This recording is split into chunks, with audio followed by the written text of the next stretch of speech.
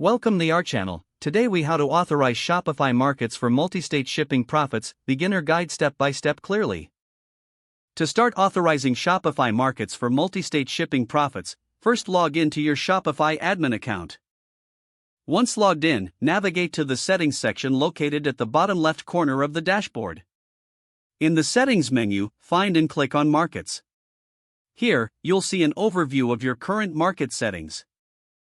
To enable multi-state shipping, click on Manage next to the regions you want to adjust. In the Manage Markets window, you will see options to expand your market reach. Select the countries or states you want to include in your market.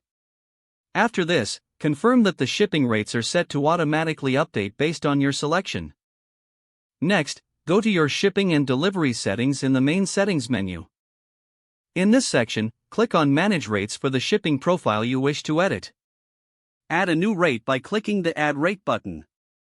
Set the parameters for shipping, ensuring that you reflect the specific states you are targeting. Adjust the shipping fees appropriately to maximize your profits. Be sure to check if there are any applicable taxes for the states you plan to ship to. Next, review the shipping settings to ensure they align with your business goals. After confirming the settings, save your changes. To verify everything, preview your store and check the shipping options available during checkout. Make sure the correct rates and states are displayed as expected. If all looks good, you're ready to start selling across multiple states. Congratulations, you have now authorized Shopify Markets for multi-state shipping profits. If the page does not load, refresh the browser or try again in a private or incognito window. Make sure you are using the correct email address, then retype it carefully to avoid small typos.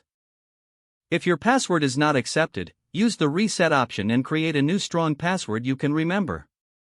Check your spam folder for verification or security emails, then complete any requested confirmation steps. Enable two-factor authentication if available to improve account security and reduce unauthorized access risk. After signing in, review your profile details so your contact information and settings are accurate and current. If you see an error message, note it down and try again after restarting your device and internet connection. Log out when you finish, especially on shared devices, to keep your account and payment information secure. If the page does not load, refresh the browser or try again in a private or incognito window. Don't forget to like this video and subscribe to our channel for more step-by-step tech guides.